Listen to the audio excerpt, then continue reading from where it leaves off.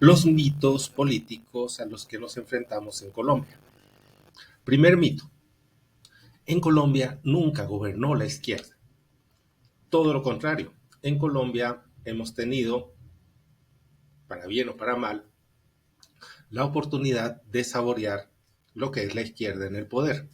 En este caso, representados por el partido más conocido, inscrito en la Internacional Socialista, parte de esa Internacional Socialista desde el año 1992, y es el Partido Liberal. El Partido Liberal en Colombia es un partido de izquierda, por tanto, han tenido la oportunidad de gobernar varias veces. Primer dato, uno de los más conocidos presidentes en Colombia, que forma parte de nuestro acervo histórico político, era liberal. En este caso, el general Tomás Cipriano de Mosquera, en el año 1866. Quiere decir que la izquierda, ya en 1866, tenía su representante en el poder. Pero vamos a acercarnos un poco más a nuestra historia contemporánea. Tenemos que en el año 1986 fue electo Virgilio Barco Vargas, en este caso también parte del Partido Liberal, uno de los más conspicuos representantes de esta idea socialdemócrata que representa el Partido Liberal Colombiano. En el año 90 llega César Gaviria Trujillo, un hombre que siempre ha sido bastante como una veleta, que siempre se va a mover de acuerdo a los intereses que a él y a su partido lo puedan llevar a recibir más o menos mermelada o prebendas de parte del gobierno de turno. En el 94, 2 años después de que ya pertenecían a la Internacional Socialista, Ernesto Samper Pizano, un hombre bastante reprochable desde el punto de vista moral, pues representa todo lo que fue la narcodelincuencia o la narcopolítica en Colombia. 1994, 2 años después de que honrosamente se sintieran en el Partido Liberal parte de la Internacional Socialista, que representa a la izquierda.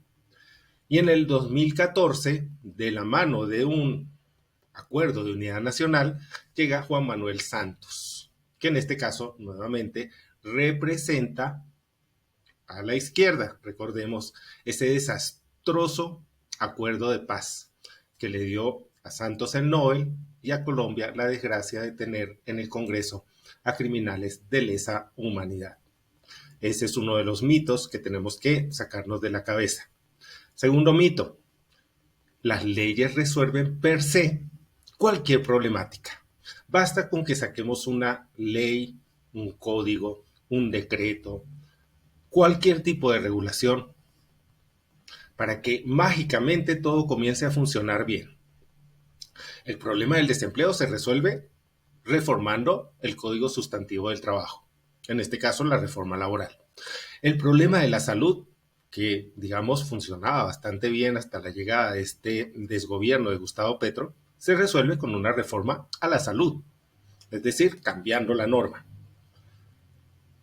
Las pensiones, que ahora se reparten alegremente en colpensiones, se resolvieron aprobando una reforma pensional, que lo que hace es expropiarle el ahorro a la gente que con duro esfuerzo ha guardado ese dinero para poder tener, por lo menos, un recurso con el cual sobrevivir a sus últimos años de vida. Entonces, las leyes resuelven todo. Realmente tener tantos códigos, tantas normas, tantas leyes no resuelven nada si no existe autoridad para imponer esa norma. Y otra cosa, no todas las leyes son buenas. Hay leyes que tienen su oscuro y trágico articulado que puede, en cierto modo, limitar los derechos y las libertades de las personas. Por tanto, las leyes no resuelven las problemáticas. Tener muchos códigos, muchas normas, incluso tener una constitución como la que tenemos en muchos países latinoamericanos, que están plagadas de derechos y sin ningún tipo de deberes, son muy limitados los deberes, no resuelven absolutamente nada. Por tanto, para poder tener un país que realmente sea un país que no se convierta en un estado fallido, tenemos que tener leyes, pero leyes contundentes, claras, directas y aplicadas con autoridad, con verdadera autoridad. Tercer mito, el Estado debe encargarse de todo. Aquí es cuando nos atacan a nosotros los libertarios y nos dicen fascistas, nos dicen que nosotros somos enemigos de la libertad, que realmente no representamos esos valores. No, al contrario, nosotros estamos a favor de un Estado reducido y subordinado a los ciudadanos. Un Estado donde no existan privilegios para la casta política. Un Estado que no se encargue de todo y deje en manos de la empresa privada aquello que la empresa privada hace muy bien. Cuando hablamos de que el Estado debe encargarse de todo, eso es socialismo y al mismo tiempo es fascismo puro y duro. Lo decía y parafraseo a Mussolini, ese líder inconfundible del fascismo, que no era más que un socialismo corporativista. Decía Mussolini, parafraseo, todo dentro del Estado, nada fuera del Estado. Si usted habla con un socialista, él le va a decir que es el Estado desde, en este caso, la dictadura del proletariado, el que debe encargarse de todo, debe manejar todo. Eso es completamente falso.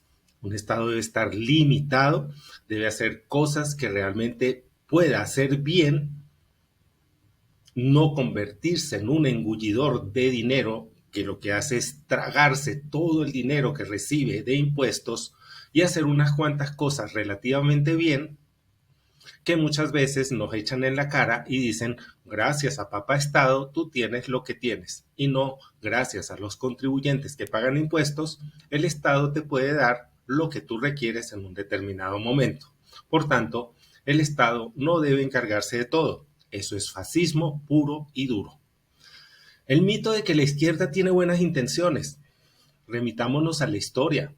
China, que es un país donde el capitalismo es brutal, pero el sistema de gobierno está manejado por una élite socialista. La Unión Soviética, que cae en el año 1990, un desastre desde el punto de vista humano, moral, y donde se cometieron terribles atentados contra la vida y honra de los ciudadanos soviéticos. Recordemos nada más las etapas del terror bajo el mando de Lenin, de Stalin y del resto de esa camarilla de criminales que en el año 1990 se dieron cuenta que el sistema que estaban promoviendo desde la revolución no funcionaba. Por tanto, la izquierda no tiene buenas intenciones. Mao Zedong no tenía buenas intenciones, Pol Pot en Camboya no tenía buenas intenciones, Ho Chi Minh en Vietnam no tenía buenas intenciones, Fidel Castro en Cuba nunca tuvo buenas intenciones. La izquierda siempre ha sido genocida y engendradora de miseria. Y otro mito, el capitalismo es el antónimo político del socialismo, nada más falso. El capitalismo no es más que un sistema económico donde el capital está en manos o de los privados o del Estado. En el socialismo, el capital está en manos del Estado. Ahí es donde hablamos de capitalismo de Estado. Por tanto, el capitalismo no es el antónimo político del socialismo. Digamos, el contrario al socialismo es el libertarismo, que en realidad es el liberalismo, que fue la bandera que se tomaron los de la izquierda al llamarse, por ejemplo, Partido Liberal, cuando realmente el Partido Liberal no es más que socialismo o socialdemocracia pura y dura. Por tanto, el verdadero antónimo político del socialismo es el libertarismo o liberalismo bien entendido. Ese libertarismo que defiende tres derechos naturales fundamentales. La libertad, bien entendida, no libertinaje. La vida desde la concepción y el derecho a ejercer esa vida bajo parámetros que no le afecten a otros, es decir, que puedas vivir tu vida como tú lo desees, pero sin afectar el interés y la vida de los demás, y la propiedad privada, que le da seguridad al individuo de tener algo por lo que luchar, por lo que vivir, y que le permita sostenerse de manera independiente del Estado.